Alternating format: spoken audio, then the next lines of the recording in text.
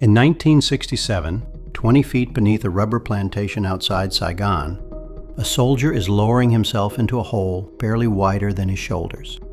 He carries a pistol, a flashlight, a knife if he's lucky. Nothing else will fit. Above him, thousands of American troops are sweeping the surface with tanks and bulldozers and everything the most powerful army on earth can bring to a fight. But the enemy they came for isn't on the surface.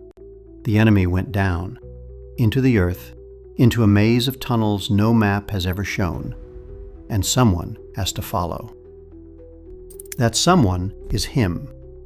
And the moment his boots leave the light, he is more alone than almost any soldier in the entire war. They called these men tunnel rats. And the job they volunteered for was, by almost any measure, the most terrifying way to fight in Vietnam. So here's the question.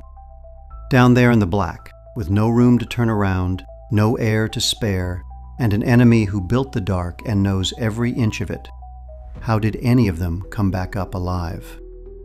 Some didn't, but many did.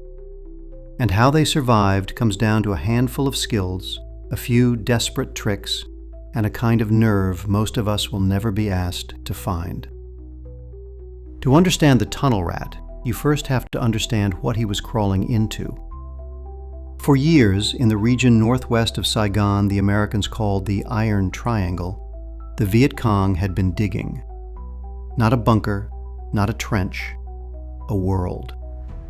By 1967, the tunnels around Su Chi stretched for more than 100 miles beneath the jungle, dug by hand, one basket of dirt at a time, over more than a decade.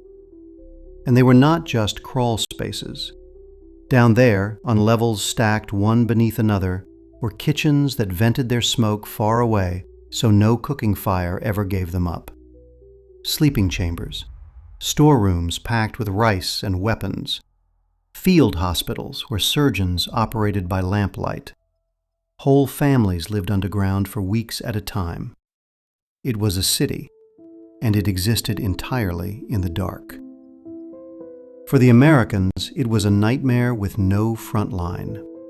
They would clear a village, secure it, declare it won, and by morning the enemy would be behind them again, risen up out of holes they'd walked straight past. You cannot bomb what you cannot find. You cannot shoot an enemy who simply vanishes into the ground. So the order came down. If the enemy was underground, then men would have to go underground after him. But not just any man could go.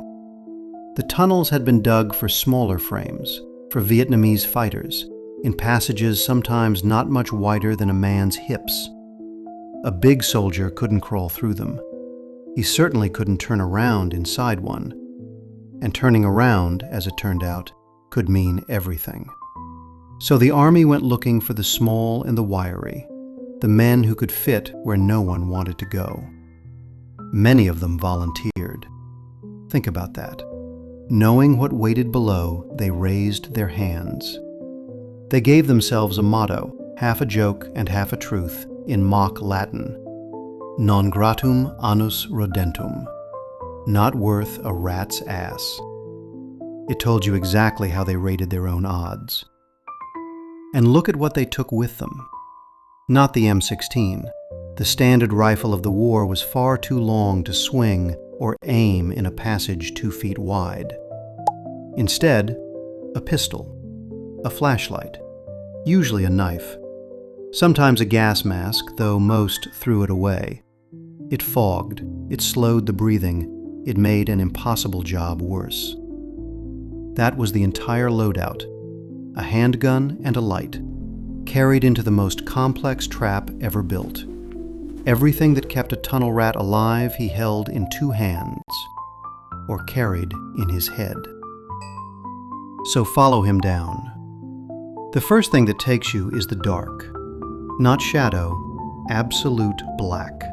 The kind your eyes never adjust to, because there is nothing for them to adjust to. Then the heat, thick and wet, pressing in from every side. Then the smell, earth, damp, smoke, and underneath it, something worse. And here is the cruelty of the flashlight. You'd think it would be the tunnel rat's best friend. It was often his greatest danger. Switch it on in a straight passage, and you become the one thing visible in a world of black. A lit target for anything waiting ahead. So the men learned to use it in bursts, or to hold it far out to the side at arm's length, away from the body, so that if a shot came for the light, it wouldn't come for them. Mostly they moved by feel, inching forward on their elbows in the dark, one hand reading the wall, the other wrapped around the pistol, listening, always listening, for the sound that didn't belong. A breath, a shift of cloth, the scrape of something moving toward them in a place when nothing should move. And the air thinned as they went. Deeper in, there was less of it, and what there was had been breathed already. Men grew dizzy, heads pounding, fighting the animal urge to turn and claw back toward the light. But you could not rush, because rushing in a Vietcong tunnel was exactly what got you killed. Because the enemy had not just dug these tunnels, he had seeded them. Every few feet could hide a punji stake, a spike of sharpened bamboo angled to catch a crawling man, often smeared with filth so that even a shallow wound would rot. There were tripwires strung at ankle and throat, rigged to grenades. There were trapdoors that dropped a man onto stakes below, and false passages that led nowhere but a dead end where someone could be waiting. And there were the living traps. The Vietcong were said to tether venomous snakes, bamboo vipers so fast to kill that soldiers called them two-step snakes, to a stake in the dark so a groping hand might find fangs instead of wall. Scorpions, fire ants shaken loose onto whoever passed, bats, rats, spiders, in a place already close to unbearable. And sometimes, worst of all, there was a man. Fighting in a tunnel meant fighting at the length of your own arm, in total darkness, against someone who lived down there and knew it by heart. When a tunnel rat fired that pistol, the muzzle flash lit the passage like a photograph and then blinded him completely. The report in that sealed space was deafening, loud enough to rupture an eardrum. The very weapon that saved your life stole your sight and your hearing in the same instant. Some men gave up the heavy .45 for a smaller, quieter pistol, just to survive the sound of their own shot. So how did anyone come out of that alive? Slowly. That was the first rule. The tunnel rats who lasted were the ones who mastered their own fear, who could lower themselves into a black hole full of snakes and stakes and armed men, and keep their breathing steady, their movements small, their minds clear. Panic was the fastest way to die down there. Discipline was survival. They learned the enemy's habits, where a trapdoor tended to sit, how a tripwire was strung, the way the air changed near a chamber where someone might be waiting. They saved the light and moved by touch and by sound. They trailed a telephone wire behind them so they could whisper back what they found. Often they worked in pairs, one man's life resting on the nerve of the man ahead. And more than anything, they learned to read the dark, to trust their hands and their ears in a place that had taken sight away entirely. A tunnel rat's real weapon was never the pistol. It was patience and a steadiness under the earth that most soldiers were never asked to find. But surviving the tunnel and leaving it behind were two different things. Men came back up into the sunlight and could not speak. Many never talked about what happened down there, not for the rest of their lives. The closeness, the fights at arm's length in the black, the things that waited in the dark, it stayed with them long after the war was over. You could climb out of the tunnel. The tunnel did not always climb out of you.